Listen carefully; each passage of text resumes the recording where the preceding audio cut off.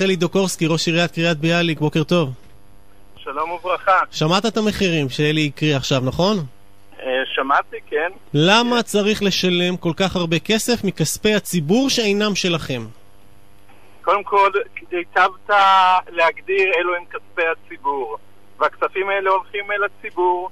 אם אני לוקח את עלות האומנים שאמורים להופיע בעיר קריית ביאליק ביום העצמאות הקרוב, זוהי השקעה של פחות מ10 שקלים פר תושב. איך יכול להיות? 400,000 שקל. כמה אנשים מגיעים? 43,000 תושבים. כמה מגיעים להופעות? מיד, תאמר לי איזה הזדמנות יש לתושב העיר קריית ביאליק לראות בפחות מ10 שקלים את ריטה, כאשר הוא ישלם עבורה בתיאטרון הצפון או במקום אחר כ200 שקלים לכרטיס. תביא אותה להופעה סגורה שלכם, לא ביום העצמאות, בחצי מחיר. יבואו 300, 400. יום עצמאות יש פעם בשנה.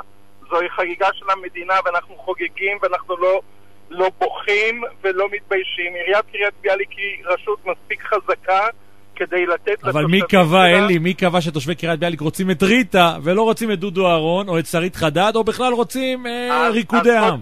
קודם כל אני יכול אגב לספר לך שבקריית ביאליק דרך כלל האומנים שמופיעים ביום העצמאות נבחרים במשאל שאנחנו מקיימים אותו בין התושבים. השנה היה משאל? כולל השנה מבין ההיצע של האומנים שעומד באזור הצפון באותה עת. אני יכול להביא לך דוגמה שבעבר כאשר התבססו על להקות מקומיות הקהל הדיר את רגליו ולא בא.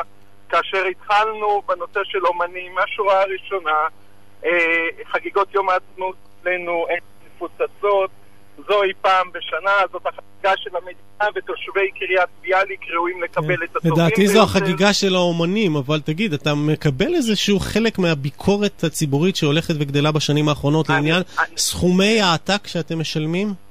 אני חושב אולי שזה המקום שהמחוקק יאמר את דברו ויסדיר את הדברים. אנחנו לא פועלים בחלל גם בקריות וביישובים הסמוכים אלינו מגיעים אומנים. זוהי שמחה בשביל התושבים, זאת הזדמנות אולי חד פעמית לתושב לראות את ליאור נרקיס, לראות את ריטה, ואני בכלל לא מתבייש. אלי, יש איזה צוות של אנשי תרבות, כמו פה נגיד באתוס יש אנשי תרבות שיושבים ומחליטים. אצלך יש צוות או שזה ראש העיר אוהב את ריטה, אוהב לשמוע את ריטה, יהיה ריטה. ראש העיר בזיכרון אוהב את קרן פלס, יהיה קרן פלס. איך זה עובד?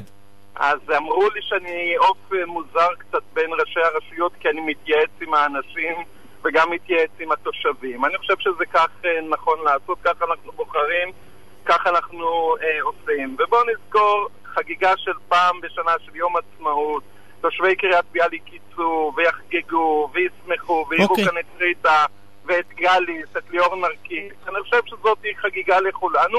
אני מסכים שבנושא המחירים הגיע העת שהמחוקק יאמר את זמן. אלי דוקורסקי, ראש עיריית קריית ביאליק, תודה רבה לך. אבל יש לי עוד בקשה אחת. חצי משפט? חצי משפט. אני מזמין את כולכם מחר לצעוד בצעדת קריית ביאליק ב8 בבוקר בשמורת עין הפתח. וזה בחינם. הנה, בחינם, הזמנת. כל הכבוד, נגיע. תודה רבה אלי דוקורסקי, שבת שלום.